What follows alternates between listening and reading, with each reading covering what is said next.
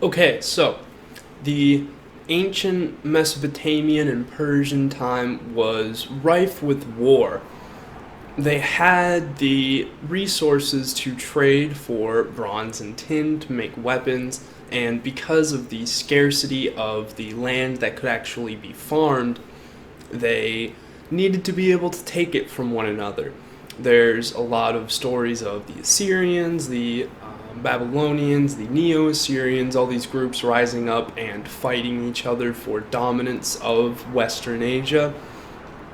This was a very common thing, and because of the lower administrative ideas that were available at the time, it wasn't very easy to take over another area and to make them subject to yourself.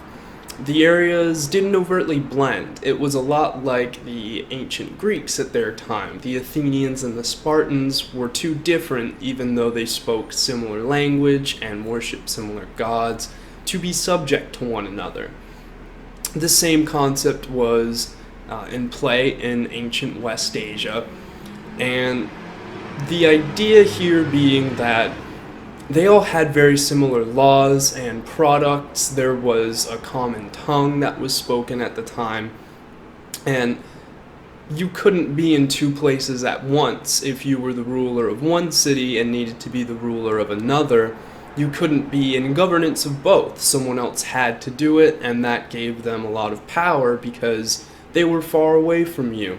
It would probably be weeks, months, or maybe even years until you heard any sort of progress or information from them, and they could skew it so that unless you went there personally, it would be very difficult to know exactly how it was being administered.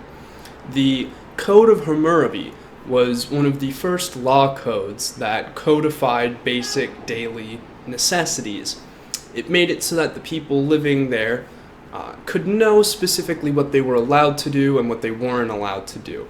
This would become very important as just societies would step up and replace less just ones. If people in a neighboring city feel like their culture makes sense and they're a part of it and they enjoy being a part of that culture, they're going to be much more motivated in battle than someone who's ruled over by a tyrannical lord. And because of that, the more just societies would often replace the less just ones. We have several examples of this happening, but the last one would be Cyrus and Persia.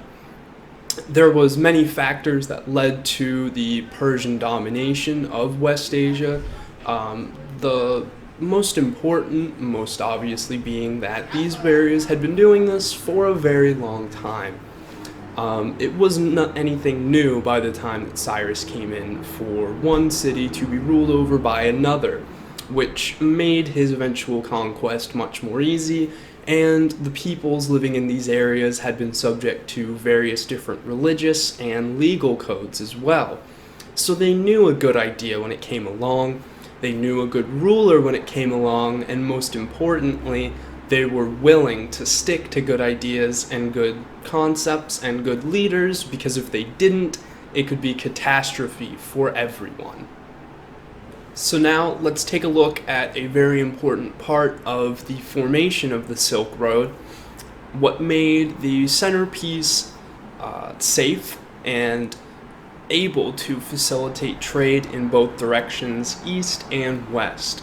That was the unification of West Asia as facilitated by Cyrus the Great. Cyrus the Great was a ruler of Persia back when it was still just several cities bound together, but due to the good bureaucracy of Persian times, the roads that they built that were safe and navigable by people other than the military, and a common written language, their cities coalesced into a sort of group. This group we will call a nation. The idea of nation states replacing city states can be seen in ancient West Asia, in ancient Greece, in ancient Rome. As an idea, a nation-state trumps a city-state, mostly because several people bound together can produce more surplus, allowing for more specialization, and for the collective of cities to go further than any of the individual cities could have done alone. These groups of the ancient West Asian continent couldn't really be all grouped into one area. It was difficult. For one thing, you couldn't be ruling from more than one place at one time. You couldn't really be considered the king in Persia at the same time as the king in Mesopotamia, because these were two different areas. This is a problem that would have to be addressed many times by many different societies. The Romans came up with the provincial system, which was where governors would have near absolute authority to the point of really having more local authority than a consul had national authority. And they would break up into regions, different areas with different peoples. These individual provinces could be nations of their own, but the concept that we all know as provinces, which are still used in a lot of Europe today, came from the ancient Persian concept of satrapies. So what is a satrapy? Well, a satrapy is an area with similar concepts, ideas, languages, cultures that can work together as a unit and be ruled over by a satrap. It would be easy to call a satrap a governor in the ancient Roman sense, but satraps ruled over different cultures and different religions with different ideas, so they were actually seen more as kings.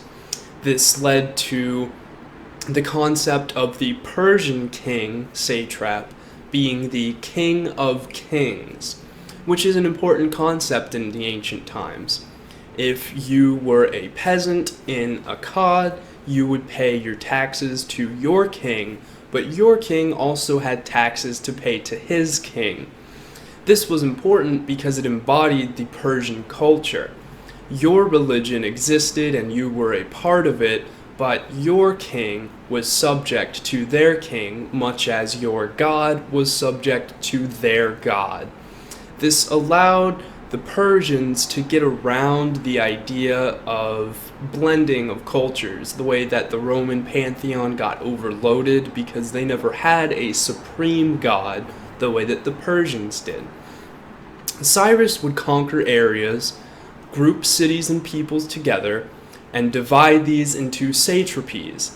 Generally, these satrapies were more functional than the individual city-states and regions that they were replaced by, and they brought in an influx of trade, ideas, and settlers, which made the people there happy.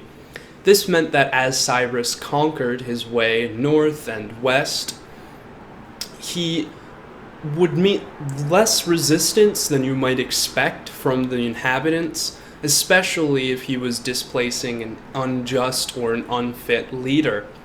Cyrus would conquer these areas, rework these city-states into nations and satrapies, and this concept was so successful that it was another one to be borrowed by the Romans, and even more contemporarily, when Alexander the Great conquered much of West Asia and Europe, he broke the same areas up into satrapies as well, including the Balkans, which influenced the province system at the time.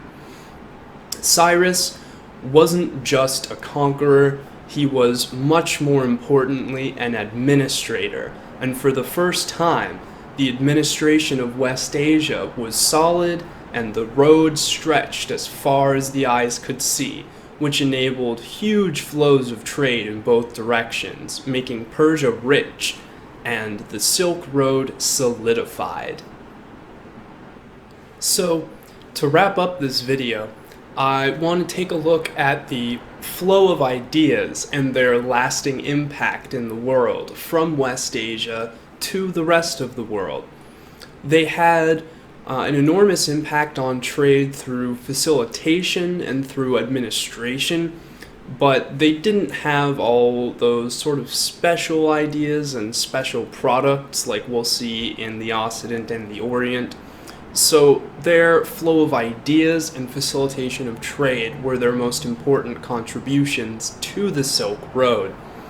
One of the most important, and I really can't stress this, innovations of the ancient West Asians was the concept of a supreme being in their religion. This was done for several reasons. Zoroaster, who was the prophet of Zoroastrianism, believed that the highest of gods which one could worship would be the god of knowledge. And this idea was very much liked by the Persian authority structures. They wanted their king and their ruler to be associated with the highest conceptualization of knowledge. This would allow the free flow of ideas and people, and it seemed a little bit better if your god was for knowledge than for, say, war or plague or something much worse like that. It was also twofold. If your god was the supreme being, a concept which didn't really exist, like Zeus was the head of the Greek pantheon, right? But Zeus didn't win every fight he came into. He was subject to Hera, who he was constantly scurrying behind the back of. He was maybe the oldest or the wisest, but he certainly wasn't the true representation of the heavens. Ahura Mazda, the wise lord, which is a direct translation, was the god that all other gods pointed towards. This idea had never really been implemented before, but essentially how it was used was to back up the Persian government structure. When Cyrus or Nebuchadnezzar or any of the other conquerors would come in, they would set up your satrapies, and they would give you a satrap, who would be your king. Your king had a king. Your god had a god. This concept would influence religions later, where politics needed societal structures to benefit it. But this is the first time that we really see this sort of thing happen. There's also another very interesting development at this time. The ancient Hebrews were in captivity in Babylon.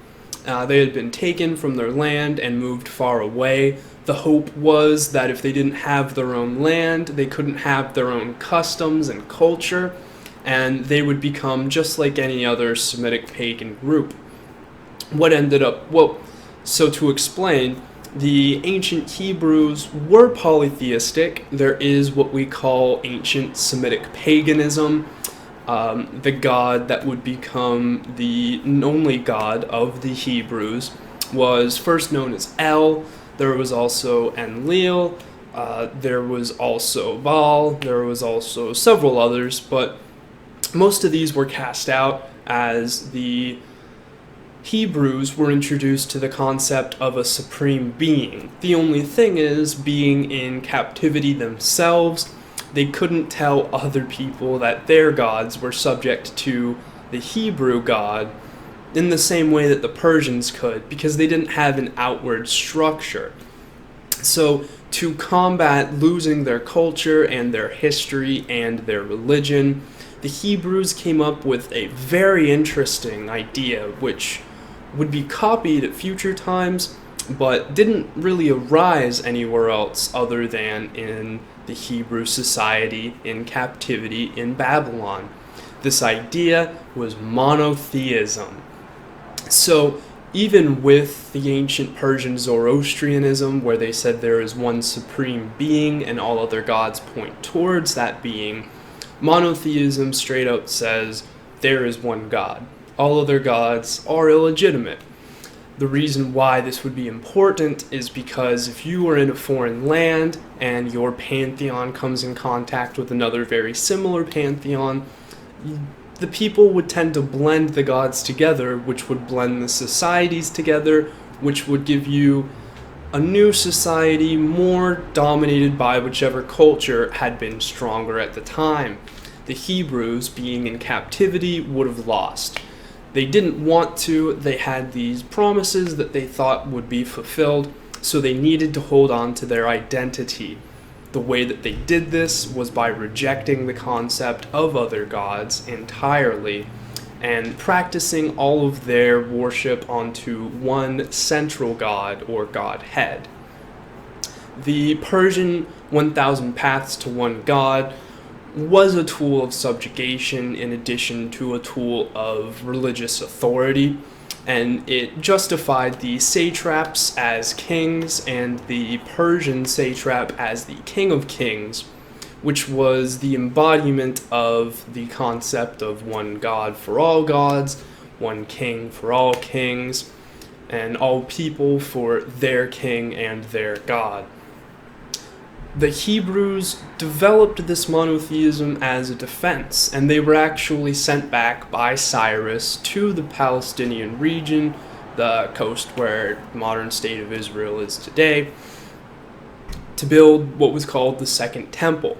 This is important because the first temple had housed not only the Hebrew God that we can read about today, but probably also several others. So if the original temple had stood, their religion would have looked much different than if they had constructed the second one after their captivity.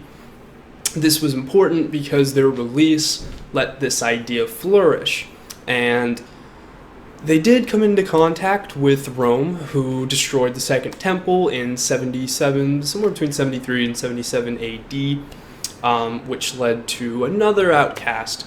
But at that point, the idea of Judaism had become so entrenched through the refinement of monotheism and the rejection of the various polytheistic tendencies of other societies to begin to form the Judaism that we see today. It is important to note that modern Judaism has some similarities, but it is definitely not what ancient Judaism is. Ancient Hebrews and the ancient Israelites are a very interesting group. The ancient Canaanites and the way that their society ran is another very interesting group. We'll get into that later, but I wanted to touch on how ideas would flow and come out of this time. Some other ideas that were made popular by the Ahura Mazda cult and by Zoroaster were the concept of heaven and hell, the reward for the person who does good and tries to achieve knowledge, and the punishment of the person who does bad